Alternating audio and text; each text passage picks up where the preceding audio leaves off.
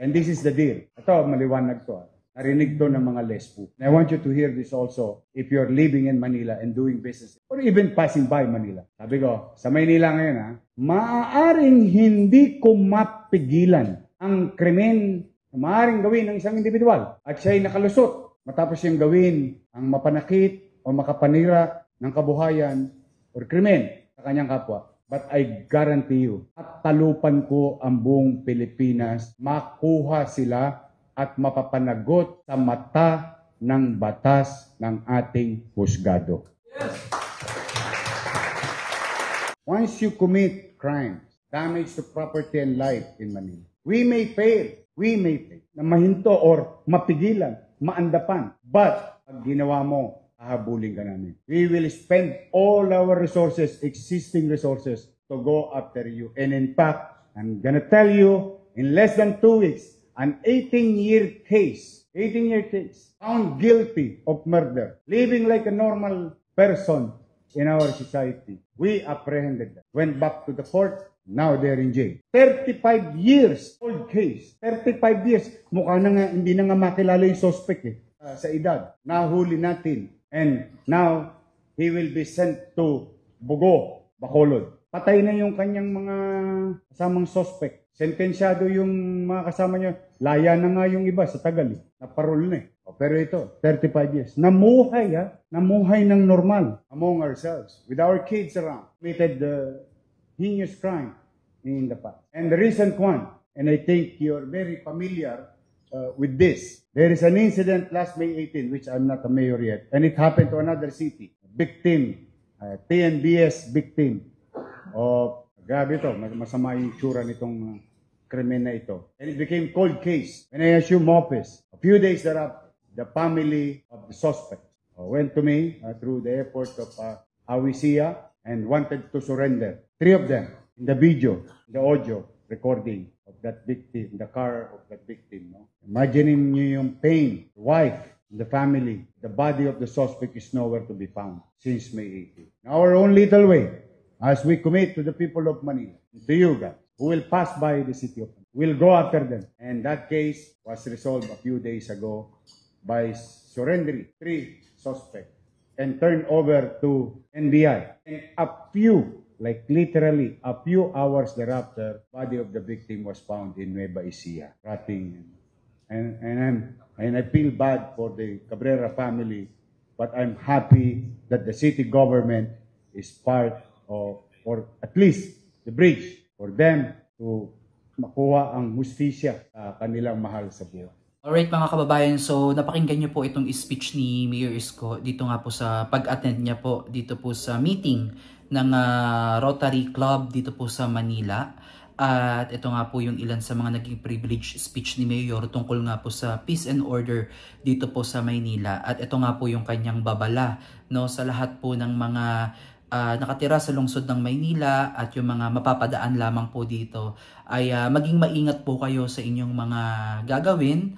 And also sa mga may hindi magandang pinaplano na dito nyo gagawin yung krimen sa Maynila. Dahil sabi nga po ni Mayor Isko, kahit saan nga po kayong lupalop dito sa Pilipinas ay kayo po ay kanyang hahanapin, tutugisin para mapanagot po kayo sa inyong mga nagawang kasalanan. Lalo na kung ito ay mabigat, ito kagaya ng mga heinous crime na pagpatay or kung ano mang krimen na talagang makakasira at makakapagdulot ng damage sa mga kababayan natin dito sa lungsod ng Maynila.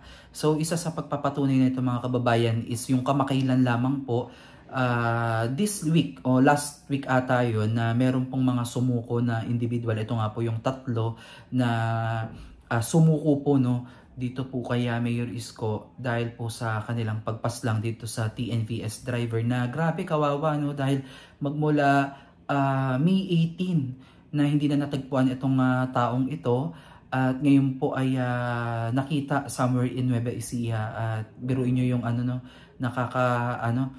nakakabaliktad ng sikmura yung larawan na nakita natin doon sa lumabas sa mga balita, although naka-blurred siya pero how much yung so ano pa yung ine-expect mo doon na doon lang nila tinapon yung katawan ng tao na yon. Kaya sobrang nasasaktan din tayo sa part na yung pain nung kanilang pamilya, lalo na yung asawa, at kung may mga anak ba to si Mr. Cabrera, grabe talaga, parang gumuho ang mundo at pangarap nitong pamilya ng nasawi. Sa kabilang banda mga kababayan, after nito meron na naman pong mga nahuli. Ito naman po mga kababayan is mga nahuli talaga to na matatagal na tong pakalat-kalat sa lansangan. Kumbaga hindi natin alam, baka nakasalamuhan na natin sila. Yung iba dito ay 35 years na nga na malayang nakakapamuhay despite na may nagawa siyang krimen na napakatagal na panahon. At ngayon nga ay kahit papaano ang lungsod ng Maynila ay naging daan, naging instrumento upang maging bridge man lang para mapanagot dito sa nagawang kasalanan niya at mabigyan ng katarungan itong pagkasawi ng biktima. So malaking bagay talaga mga kababayan itong ginagawa ni Mayor Isko, hindi lang basta naglilingkod siya sa atin, kundi pinaparamdam niya talaga yung security, yung seguridad ng bawat isa sa atin, at hindi po yun matatawaran. Bibihira lamang po sa mga alkalde yung ganito na kahit na 10 oras na ng gabi, kahit abutin na madaling araw, rain or shine, ay makikita nyo na rumoronda sa kalsada upang panatilihin po yung peace and order sa ating lugar, at syempre makapaghatid ng mga serbisyong totoo, kagaya ng mga proyektong pinapagawa ni Yorme ay hindi po biro, Ito po talaga ay buong pawis, effort, dugot pawis ang kanyang binuhos dito na may isa katuparan. Although yung iba doon ay laway-laway nga lang, pero imagine mga kababayan, sa tulong ng mga empleyado ng pamahalaang lungsod ng Maynila ay na sasakatuparan po. Kaya malaking bagay din po yung mga katuwang natin sa lungsod ng Maynila, yung mga empleyado natin, yung mga DPS, engineering, lahat ng kawani ng pamahalaang lungsod ng Maynila na taga-sunod kay Mayor Isko ay hindi po magagawa ni Yorme ito kung wala po ang mga ito. Kaya saludo po tayo sa kanila sa hindi matatawaran nilang trabaho, dahil hindi po biro yung kaakibat na trabaho nila, at mabigat din po yung kanilang ginagampan ng tungkulin, kagaya na lamang po ng mga paggiba sa mga obstruction sa bangketa. So isa po yan sa noon pa na isinulong po ni Mayor Isko, yung ibigay yung bangketa sa taong bayan at linisin ang kalsada, linisin ang Maynila. So lahat po ng parte ng Maynila ay asahan na po natin na iiskobahin yan, lilibagan, lahat yan ay talagang lilinisin ni Mayor Isko. At kahit nga daw paulit-ulit siyang maglinis o maglinis sila, kahit kulaniin na sila mga kababayan, ay hindi sila titigil hanggang sa ang mga tao ay ma-realize yung kanilang ginagawa na hindi tama, at sila po ay matuto sa kanilang mga nagawang pagkakamali.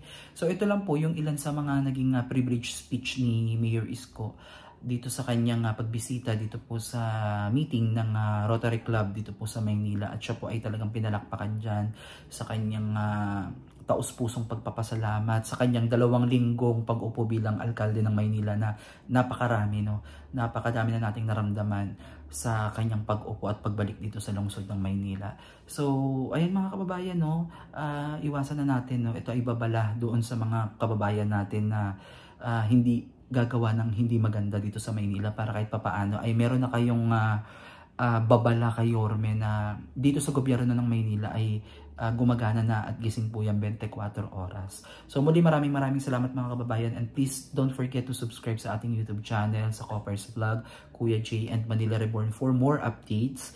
God bless po sa inyo, and please comment down below kung ano yung opinion nyo dito sa inyong napanood. At kung gusto nyo mapanood ng buo ang kanyang speech, ay bisitahin nyo po ang kanyang Facebook page, ang Mayor Isko, ang Isko Moreno Dumagoso, sa kanyang Facebook page. So muli maraming salamat at God bless po sa inyo.